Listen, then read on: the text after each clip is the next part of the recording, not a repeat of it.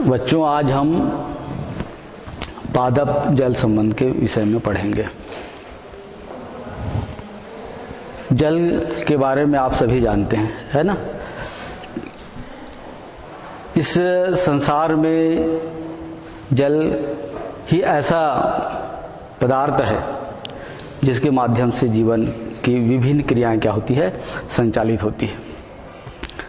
तो जल का चाहे वो पेड़ पौधा हो चाहे जंतु हो, है ना, हमारे जीवन में कितना महत्व रखता है ये आप सभी जानते हैं। जैसे हमारी जैविक क्रियाएं, जितने भी जैविक क्रियाएं, जैसे हमारा प्रकाश, अगर जीवों में देखें, जैसे आपका पोषण है, उत्सर्जन है, श्वसन है ना, गति एवं प्रचलन है, ये सारी क्रियाएं जो है किसके माध्यम से चलती है? जल के द्वारा ही संचालित होती है। ये हमारी जैविक क्रियाएं हैं। पेड़ पौधों में भी जैविक क्रियाएं हैं, वो किसके द्वारा संचालित होती हैं? जल के द्वारा। इसके अलावा इस अध्याय में हम देखेंगे जैसे विसरण, परासरण, अंतःचूषण, जीवद्रव्य कुंचन, वाष्पोत्सर्जन, रसारोहण आदि क्रियाएं जल के माध्यम से ही होता है। इस प्रकार से पौधों का संबंध जल से स्थापित हो जाता है, होता है कि नहीं? जल, तो इसी को अपन बोलेंगे पादप जल संबंध। पेड़ पौधे जो है जल किसके माध्यम से अवशोषित करते हैं? जड़ के माध्यम से। और यही जड़ पौधों के विभिन्न जैविक कार्यों में प्रयोग में लाया जाता है ना। जैसे आप वाष्पोत्सर्जन की क्रिया किसके द्वारा होता है? जल के द्वारा ही होता है। स्टोमेटा का खुलना बंद होना किसके द्वारा होता है? जल के द्वारा होता है। तो इस प्रकार से पादप और जल का एक संबंध स्थापित हो जाता है। तो इस अध्याय में केवल इन्हीं संबंधों के बारे में हम अध्ययन करेंगे। पहला है आपका विसरण। पहला क्या है? विसरण। विसरण क्या है? माने किसी पदार्थ का फैलना। जैसे एक हम अगरबत्ती घर में लगाते हैं, है ना, कुछ समय पश्चात पूरा रूम जो है अगरबत्ती की महक से क्या हो जाता है? भर जाता है। अर्थात क्या है? पदार्थ का फैल जाना। किसका फैलना? पदार्थ का फैल जाना। इसी प्रकार से आपका जैसे कोई सेंट लगा के आता है क्लास के अंदर, है ना, तो सबको पता लग जाता है कि सर जो है सेंट लगा के आए। तो क्या हुआ? अर्थात विसरण की परिभाषा क्या हुआ? उच्च सांद्रता वाले क्षेत्र से निम्न सांद्रता वाले क्षेत्र की ओर गति करना, अभिगमन करना, फैल जाना, क्या कहलाएगा? विसरण कहलाता है। विसरण आप देखेंगे गैसों में बहुत तेजी के साथ होता है, क्योंकि इसमें अणु जो है बहुत दूर दूर होते हैं। कैसे होते हैं? बहुत दूर। तो गैसों में विसरण बहुत तेजी के साथ होता है। द्रव में विसरण थोड़ा धीमा होता है। अर्थात इसमें द्रव के जो पदार्थ के जो कण हैं, अणु है, वो क्या होते हैं? पास पास स्थित होते हैं, इसलिए थोड़ा सा धीरे होता है। और ठोस में बहुत ही धीमी गति से होता है ना। तो ये विसरण समझ में आ गया आपको? विसरण क्या है? पदार्थ का फैलना। जैसे एक आपने देखा होगा होली के समय, है कि नहीं, होली के समय आप लोग रंग घोलते हैं कि नहीं? पानी में रंग डालते हैं कि नहीं? ये भी क्या है? विसरण का उदाहरण है।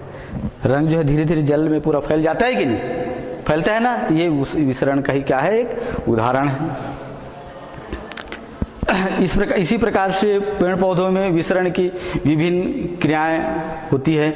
जैसे एक तो पहला है आपका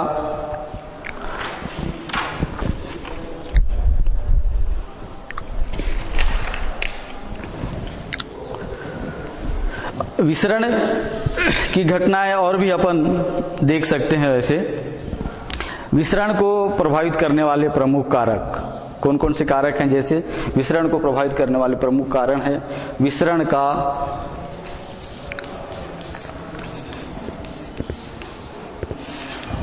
विसरण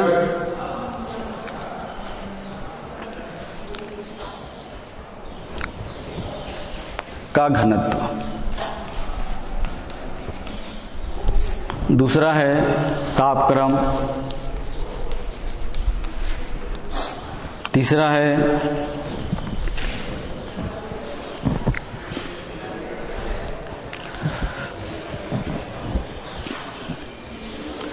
विसरण दाब प्रवणता।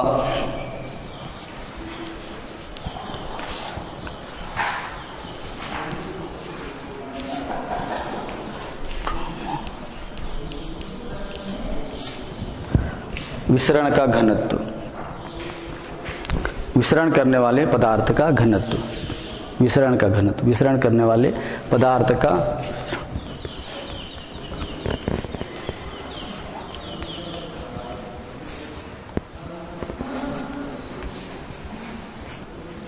का घनत्व। ये विसरण को प्रभावित करने वाले कारक है, विसरण को प्रभावित करने वाले कारक है।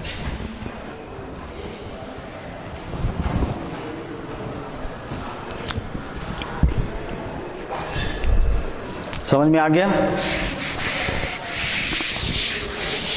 इसके बाद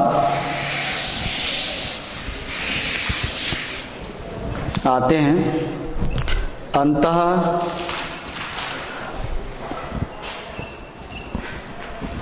चूषण। इसके बाद कौन सा है? अंतः चूषण।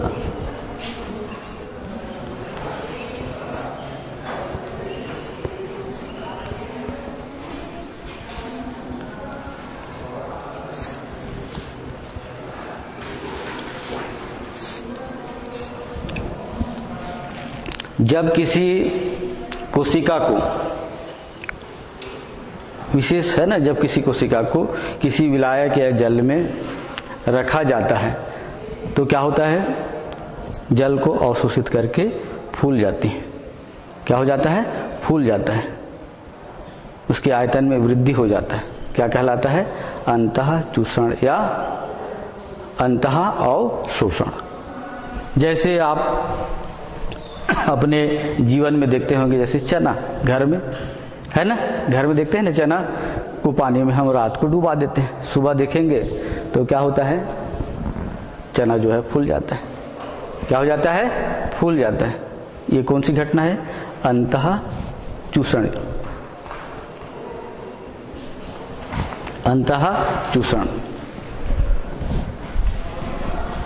और अंतः चूषण करने वाले पदार्थ के कारण विलयन में एक दाब उत्पन्न होता है। क्या उत्पन्न होता है? दाब, जिसे अंतः चूषण दाब कहते हैं। क्या कहते हैं? अंतः चूषण दाब। बरसात के दिनों में आप देखेंगे हमारा खिड़की दरवाजा क्या हो जाता है? बंद नहीं होता है। क्या नहीं होता है? बंद नहीं होता है। तो ये क्या को जल को अवशोषित करके क्या हो जाती हैं? फूल जाती हैं। अंतः चूषण के लिए एक चीज और आवश्यक है, पदार्थ, कोई भी पदार्थ क्या होना चाहिए? सूखा होना चाहिए। जैसे आप सूखे बीज है ना, सूखा होना बहुत जरूरी है। क्या होना जरूरी है? बहुत आवश्यक है, सूखा। वही क्या करेगा? जल को अवशोषित करेगा। ये खिड़की दरवाजा आप बरसात में देखेंगे तो क्या होता है? जल अवशोषित करके फूल जाता है। क्या हो जाता है? फूल जाता है। क्या कहलाता है? अंतः चूषण। और इसी अंतः चूषण के कारण कोशिका भित्ति में एक दबाव उत्पन्न होता है, जिसके क्या बोलेंगे? अंतः चूषण दाब कहेंगे। ठीक है। इसके बाद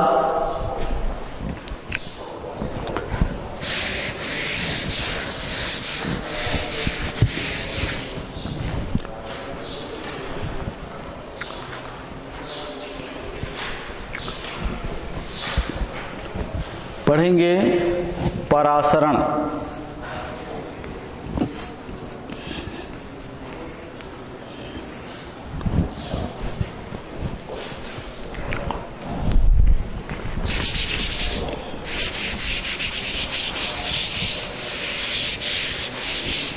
ऑस्मोसिस, परासरण। परासरण या ऑस्मोसिस को थोड़ा सा अपन समझते हैं, थोड़ा समझने की बात है। यहाँ एक बात आती है, परासरण और विसरण। विसरण में आपने देखा होगा इसमें किसी प्रकार का कोई झिल्ली नहीं है ना, पदार्थ क्या हो जाता है, फैल जाता है, विस्तृत हो जाता है। लेकिन यहाँ पर परासरण की क्रिया में किसकी आवश्यकता होती है, अर्धपारगम झिल्ली। किसकी आवश्यकता होती है, अर्धपारगम झिल्ली की। एक उदाहरण से अपन परासरण समझ सकते हैं। एक बीकर है या एक बर्तन है। आलू आप घर में देखते हैं, देखे ना आलू, इसको एक कप लाइक किस आधार अपना ये प्रकार से आलू को छील के बना लीजिए कप के समान, ताकि इसमें अपन पानी भर सके। कप के समान आलू को थोड़ा सा बड़ा आलू ले लीजिए और उसको आप ऊपर से कट कर लीजिए और उसको अंदर से खोल करके कप लाइक बना लीजिए, कप के समान। और बाहर यहां पर आप जल भर दीजिए। क्या भर देंगे, जल। और यहां नमक का घोल।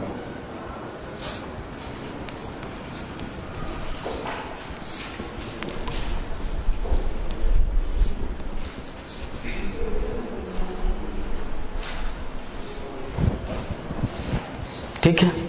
और जहां तक पानी, आप नमक का घोल जहां तक है यहां पर एक पिन लगा दीजिए और इस प्रयोग को प्रयोगशाला में रात भर के लिए रख दीजिए या 2-4 घंटे के लिए रख दीजिए। यहाँ कौन सा घोल है, नमक का घोल। बाहर में कौन सा जल है, क्या है, जल है, केवल जल है, शुद्ध जल है। कौन सा जल है, शुद्ध जल है। अब देखिए, ये परासरण को समझने का एक अच्छा छोटा सा उदाहरण है।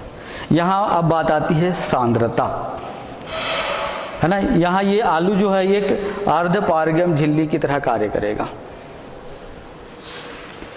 किसकी तरह कार्य करता है, ये अर्धपारगम झिल्ली की तरह, अर्थात विविधकीय झिल्ली की तरह करता है, सिलेक्टेड मेम्ब्रेन की तरह कार्य करता है। और झिल्ली का गुण ही है ना, झिल्ली का गुण ही है। झिल्ली का काम क्या है, पदार्थ का आना जाना। झिल्ली क्या कहलाता है, झिल्ली वास्तव में क्या है, आर पार पारगम्यता इसका प्रमुख गुण है। किसका, झिल्ली, कोई भी झिल्ली हो। और ये झिल्ली के गुण भी और भी है, इनके गुण की झिल्ली इसकी में कुछ ऐसे पदार्थ हैं जिनको ये अंदर जाने नहीं देता है और कुछ ऐसे पदार्थ हैं जिनको अंदर जाने देता है ना। अब ये देखिए, ये नमक का घोल जो है या ये नमक के जो कण है इधर बाहर नहीं आएंगे, आएंगे क्या। और यहाँ अगर यहाँ भी हम नमक का कण यहाँ उपस्थित है तो यहाँ का कण जो है अंदर नहीं जाएगा। तो देखिए सांद्रता, तो यहाँ पे जल की मात्रा अधिक है। एक छोटा सा समझना, इस बात में हम लोग अक्सर कंफ्यूज हो जाते हैं। इसमें जल की प्रतिशत मात्रा अधिक है, इसमें जल की प्रतिशत मात्रा कम है, अर्थात इसमें नमक, यानी इसमें विलय के कण अधिक हैं, इसमें विलय के कण कम है। तो जल किधर से किधर जाएगा, जल का विसरण किधर होगा, अधिक सांद्रता से कम, अर्थात अधिक सांद्रता से कम सांद्रता की ओर विलय के अणुओं का अभिगमन या विसरण क्या कहलाएगा, परासरण। क्या कहलाएगा, परासरण। जब किसी दो विलयनों को अर्धपारगम झिल्ली के द्वारा अलग किया जाता है तो अधिक सांद्रता से कम सांद्रता की ओर, है ना, विलय पदार्थ के अणुओं का अभिगमन क्या कहलाता है, क्या कहलाता है, परासरण। समझ में आ रहा है कि नहीं आ रहा है आप लोगों को, है नहीं, जो मैं पढ़ा रहा हूं वो आपको समझ में आ रहा है कि नहीं।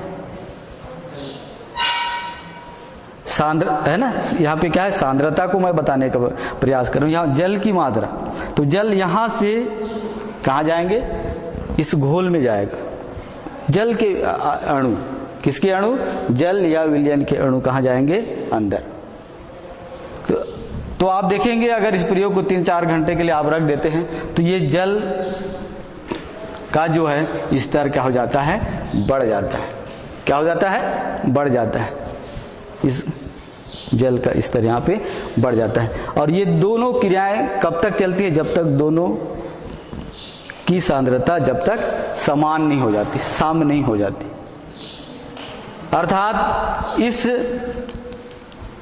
घोल में जल का स्तर जब बढ़ेगा तो एक दाब इस पर डालेगा कि नहीं? तो इसके कारण यहाँ का जल यहाँ आने से क्या हो जाएगा? रुक जाएगा। अर्थात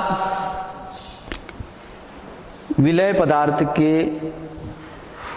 आयन या अणु के द्वारा, है ना, इस विलयन में एक क्या होता है? दाब उत्पन्न होता है, जिसको अपन क्या बोलेंगे? परासरण दाब। क्या कहेंगे? परासरण। किसी विलयन में विलय पदार्थ के कारण क्या उत्पन्न होता है? एक दाब उत्पन्न होता है, जिसको क्या बोलेंगे? परासरण दाब। क्या बोलेंगे इसको? परासरण दाब। कौन सा दाब कहेंगे इसको? परासरण दाब।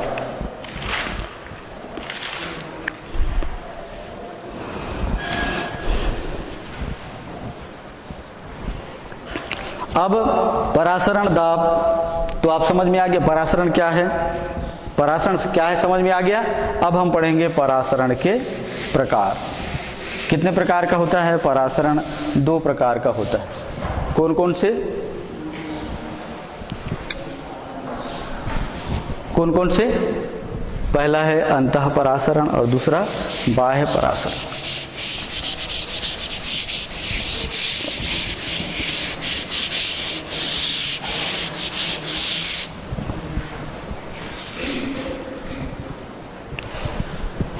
परासरण 2 प्रकार का होता है।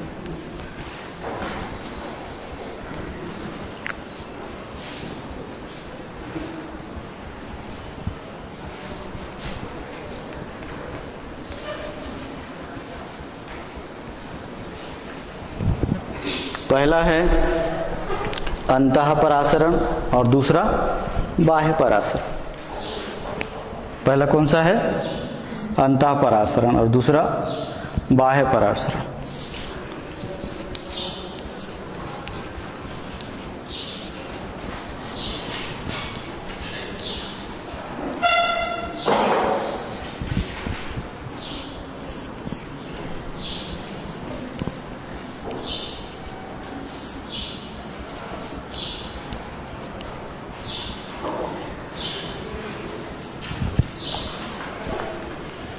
अंतः परासरण की क्रिया में, किसकी क्रिया में? परासरण की क्रिया में। किसकी क्रिया में?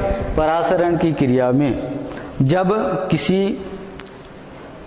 कोशिका को या परासरण की क्रिया के दौरान आप देखेंगे जब बाह्य विलयन से जल कोशिका के अंदर, किसके अंदर?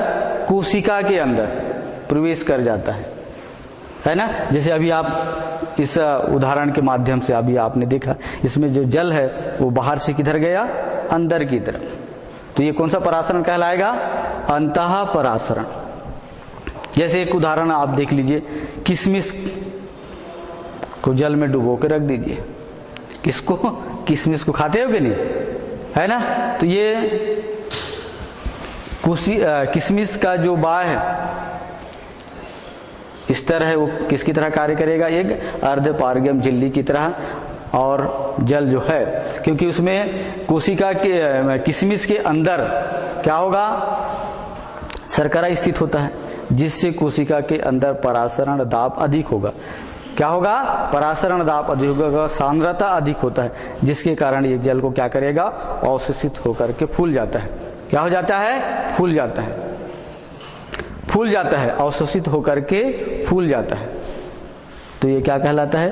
अंतः परासरण। इसी किशमिश को सांद्र विलयन में डुबो दिया जाए, शक्कर के सांद्र विलयन में डुबो दिया जाए, तो क्या होगा? किशमिश पिचक जाता है, सिकुड़ जाता है। यह कौन सा परासरण कहलाएगा? बाह्य परासरण। कौन सा परासरण कहलाएगा? बाह्य परासरण।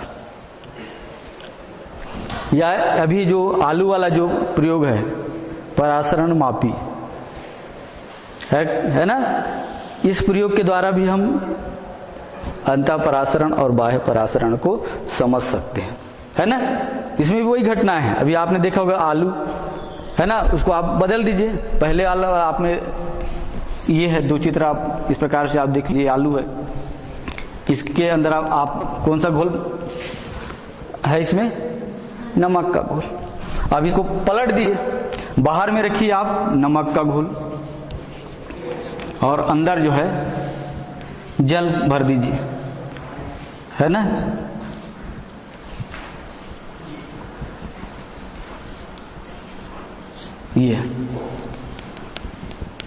ये कौन सा हो जाएगा? बाह्य परासरण। क्या हो जाएगा ये? बाह्य परासरण।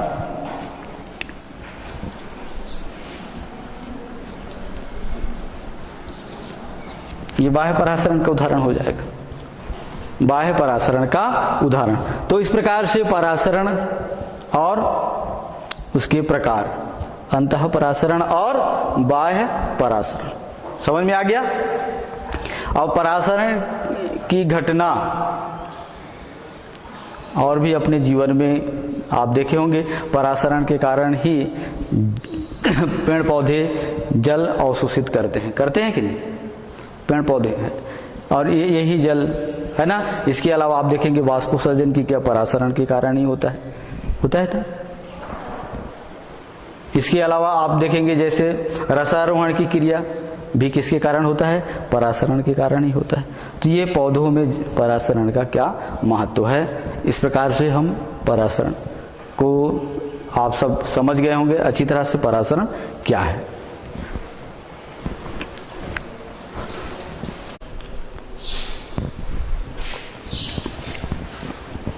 तो हम अभी परासरण के संबंध में जाना और परासरण के प्रकार के बारे में हमने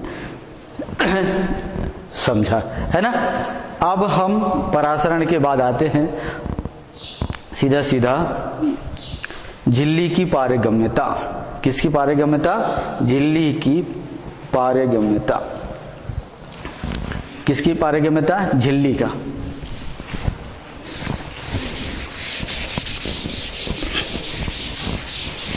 झिल्ली तो आप सभी जानते हैं, है ना। पादप कोशिका में बाहर की तरफ क्या होता है? कोशिका भित्ति होता है, और उसके बाद प्लाज्मा मेम्ब्रेन, है ना। इतना तो जानते है ना। पादप कोशिका में आप देखेंगे बाहर की तरफ क्या होता है? कोशिका भित्ति। क्या होता है? कोशिका भित्ति। उसके बाद प्लाज्मा मेम्ब्रेन, दोनों में होता है। जंतु कोशिका और पादप कोशिका में क्या अंतर है? पादप कोशिका में क्या होता है? कोशिका भित्ति पाई जाती है, जंतु कोशिका में कोशिका भित्ति नहीं पाई जाती है। इसी कारण हमारा शरीर कैसा है? कैसा है? लचीला है।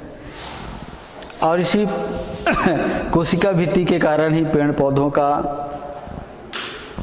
शरीर कैसा है? कठोर है। कठोर है कि नहीं? कि लचीला है, नरम है। काश हमारा भी शरीर जो है प्लाज्मा झिल्ली के बाहर कोशिका भित्ति होता, तो हम लोग भी, हमारा भी शरीर कैसा होता है? कठोर होता है कि नहीं। तो इसी झिल्ली कितने प्रकार का होता है? 3 प्रकार का होता है। कौन कौन सा?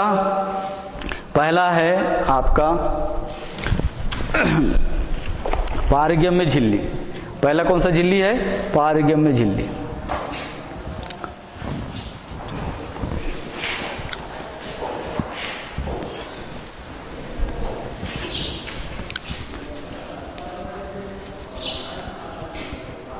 झिल्ली की पारगम्यता।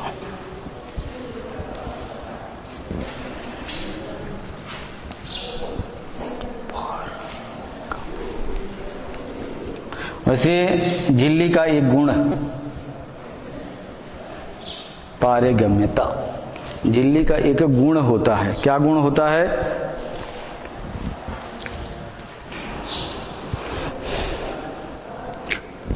झिल्ली, अभी मैं बताया जैसे आपका आलू वाला है ना, आने जाने वाले पदार्थ को क्या करता है? नियंत्रित करता है। क्या करता है? नियंत्रित। कौन सा पदार्थ अंदर आएगा और कौन सा पदार्थ बाहर जाएगा, ये झिल्ली का गुण है। किसका गुण है? झिल्ली का। क्या कहेंगे इसको? झिल्ली। कौन सा पदार्थ? इसी पदार्थ को नियंत्रित करने की घटना को ही क्या बोलते हैं? पारगम्यता। क्या कहेंगे? पारगम्यता। झिल्ली 3 प्रकार का होता है। कितने प्रकार का झिल्ली होता है? 3। वैसे तो जितने भी पदार्थ हैं उनके बाहर एक परत होता है कि नहीं? कोई भी पदार्थ, जैसे जल के ऊपर भी एक परत होता है जिसको सरफेस टेंशन कहते हैं, पृष्ठ तनाव। कोई भी पदार्थ के बाहर एक क्या होता है? झिल्ली होता है। लेकिन अलग अलग झिल्ली है। पादप कोशिका में कौन सा झिल्ली होता है? प्लाज्मा झिल्ली होता है कि नहीं? ये झिल्ली क्या करता है? विशेष प्रकार के पदार्थों को, के कणों को, आयनों को आने जाने के लिए क्या करता है? ये नियंत्रित करता है। कौन सा पदार्थ अंदर जाएगा, कौन सा पदार्थ बाहर नहीं जाएगा। इसी के आधार पर झिल्ली कितने प्रकार का होता है? 3 प्रकार का। पहला कौन सा है? पारगम्य झिल्ली।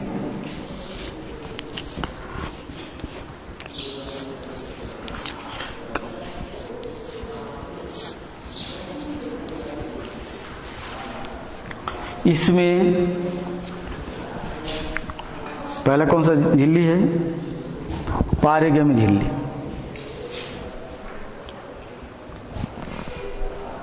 इस प्रकार की झिल्ली में विलयन के अर्थात विलय और विलायक के दोनों कण आ जा सकते हैं। इस प्रकार की झिल्ली को क्या बोलेंगे? पारगम्य झिल्ली। कौन सा झिल्ली कहेंगे? पारगम्य। वह झिल्ली जिसमें जल तथा अन्य घुलित पदार्थ आसानी से आ जा सकते हैं। इस प्रकार की झिल्ली को पारगम्य झिल्ली कहेंगे। जैसे पादप कोशिका का जो है सेलुलोज है ना कि झिल्ली है। इसके अलावा झिल्ली एवं पेक्टिक यौगिक है ना, पादप कोशिका का जो बाहर का झिल्ली जो होता है वो होता है सेलुलोज, इसके और एक होता है वो पेक्टिक यौगिकों का बना होता है। तो ये झिल्ली जो हैं, ये जो झिल्लियां हैं, इससे कोई भी पदार्थ चाहे वो विलायक के हो चाहे विलय के हो, दोनों क्या हो सकते हैं? आर पार आ जा सकते हैं। इस प्रकार की झिल्ली को पारगम्य झिल्ली कहेंगे। कौन सा झिल्ली कहेंगे? पारगम्य झिल्ली, परमेबल मेम्ब्रेन। दूसरा है अर्धपारगम्य झिल्ली।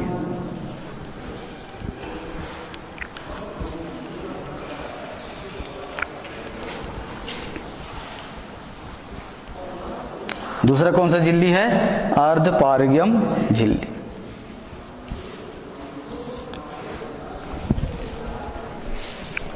दूसरा है आपका अर्धपारगम्य झिल्ली। कौन सा झिल्ली है? अर्धपारगम्य।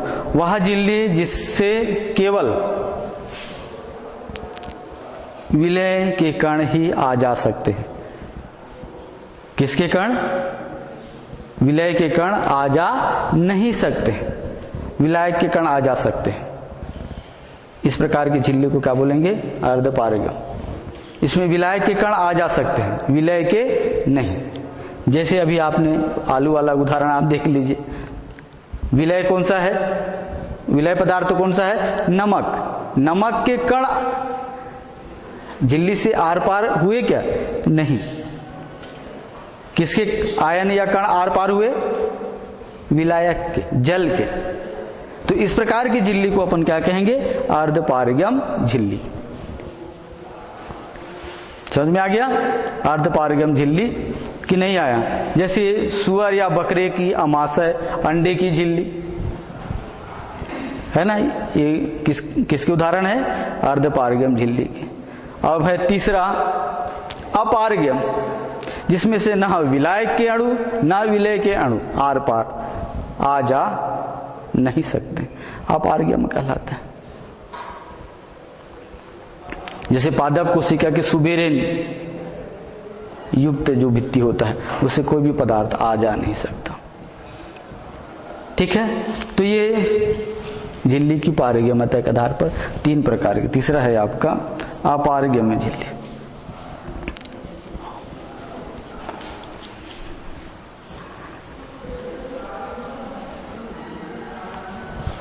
अपारगम झिल्ली,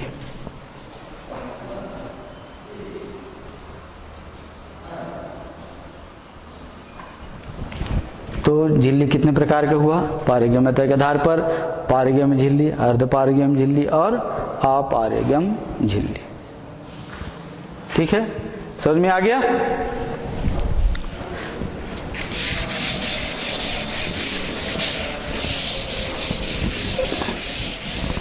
तो इस प्रकार की ये सारी घटनाएं देखिए, पादप और जल,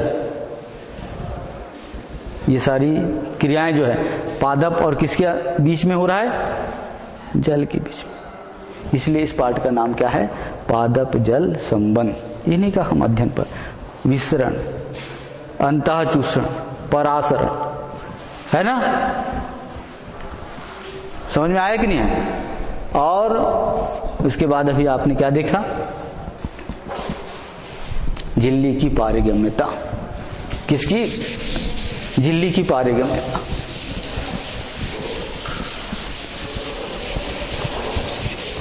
अब हम पढ़ेंगे एक पादप कोशिका एक परासरण तंत्र के रूप में। किसके रूप में? परासरण तंत्र के रूप में।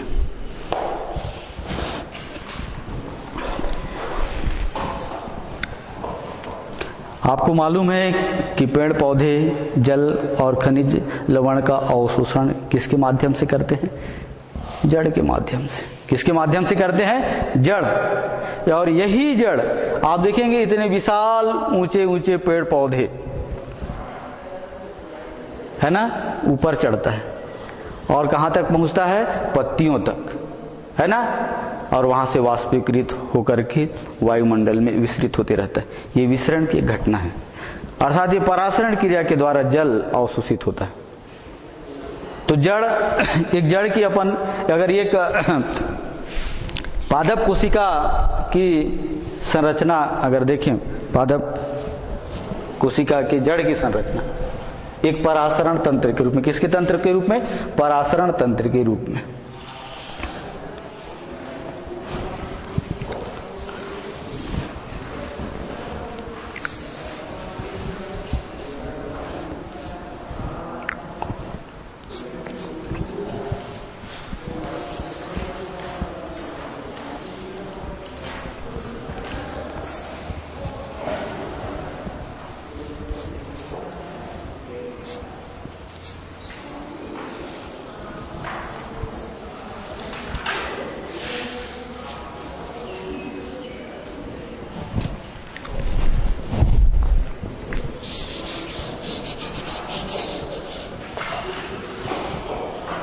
यह है एक पादप कोशिका।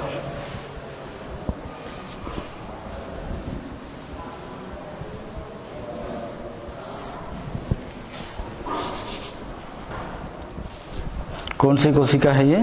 पादप कोशिका अर्थात जड़।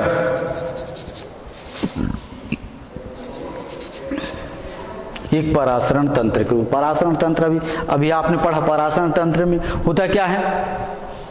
कोई भी पादप कोशिका हो, जब तक उसके अंदर का विलयन की सांद्रता अधिक नहीं होगा तब तक वह जल को अवशोषित नहीं करेगा, चाहे वो निर्जीव हो चाहे जीवित हो। निर्जीव भी इसमें अगर मैंने बाहर से अंदर की तरफ क्या है, उस कोशिका की परासरण दाब अधिक है, परासरण दाब अधिक है, उस कोशिका के अंदर का क्या है, सांद्रता अधिक है। तो आप इसमें देखेंगे, इसमें बीच मध्य भाग में क्या पाया जाता है, रिक्तिका पाया जाता है, केंद्रक होता है। इसके अलावा इसमें विभिन्न प्रकार के कार्बनिक पदार्थ होते हैं। इस तरह से इस कोशिका का सांद्रता क्या होता है, अधिक होता है। क्या होता है, अधिक होता है। इसी के कारण, अर्थात इसका ये है केंद्रक, ये क्या है, केंद्रक, ये क्या है, रिक्तिका।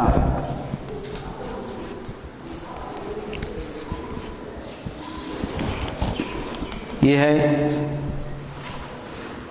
कोशिका द्रव्य। क्या है ये, कोशिका द्रव्य। ये है आपका प्लाज्मा मेम्ब्रेन।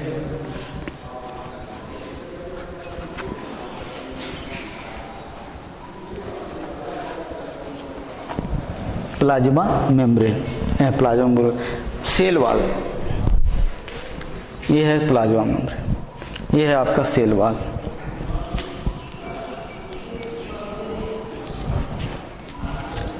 कोशिका समझ में आ गई। पादप कोशिका की संरचना, किसकी संरचना, पादप कोशिका की संरचना।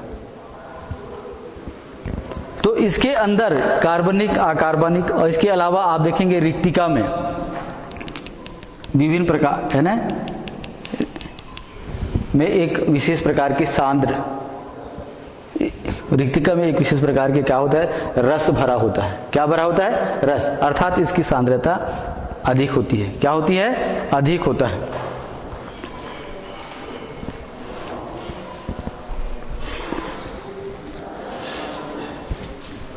एक निश्चित सांद्रता वाला ये विलयन होता है। क्या होता है, एक निश्चित सांद्रता वाला विलयन होता है। क्या होता है, निश्चित सांद्रता वाला एक विलयन भरा होता है। तो इस प्रकार से इसमें, इसके अलावा इसमें बहुत सारे कार्बनिक, अकार्बनिक पदार्थ भी घुले होते, अर्थात ये पूरा कोशिका की सांद्रता अधिक होता है। तभी ये जल को जमीन से, मृदा से जल को तभी अवशोषित करता है। कौन, पौधा, जड़, है ना। अभी आप परासरण की तंत्र में देखा कि नहीं, घोल, नमक का घोल, इसमें क्या है, विलयन की सांद्रता अधिक है, बाहर विलयन की सांद्रता कम है। तो क्या हो गया, विलय की सांद्रता बाहर में कम है और अंदर में क्या है, विलय की सांद्रता अधिक है। इसी प्रकार से यहाँ भी विलय की सांद्रता अधिक है, बाहर विलयन में विलय की सांद्रता कम है, जल में विलय की सांद्रता कम है। कोशिका के अंदर, पादप की जड़ की कोशिका के अंदर विलय की सांद्रता अधिक है, अर्थात इसके परासरण दाब अधिक है। क्या है, अधिक है। एक और भी बात आगे और मैं बताऊंगा, डीपीडी, डीपीडी विसरण दाब, डीपीडी विसरण दाब न्यूनता, इन दोनों में गहरा संबंध है। परासरण दाब, ऑस्मोटिक प्रेशर, ये दोनों बराबर होते हैं। डीपीडी विसरण दाब न्यूनता और परासरण दाब में गहरा संबंध, ये दोनों बराबर हो। तो परासरण दाब, इस कोशिका का परासरण दाब अधिक है, अर्थात इस कोशिका का सांद्रता अधिक है, तभी ये मृदा का जो जल है क्या होगा, अंदर प्रसारित होगा, अंदर आएगा, आएगा कि नहीं।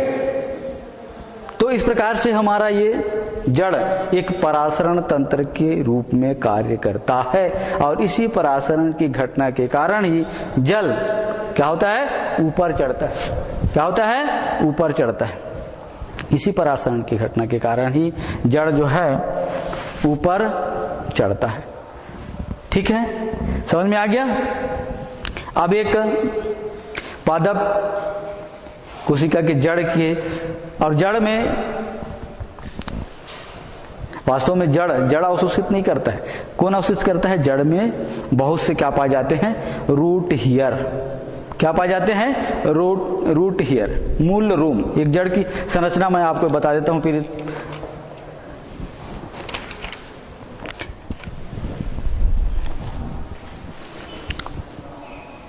तो इस प्रकार से ये समझ में आ गया आपको, जल माने पादप कोशिका के जड़ है ना, जल किस प्रकार से अवशोषित करते हैं, या पादप कोशिका एक परासरण तंत्र के रूप में कैसे कार्य करता है।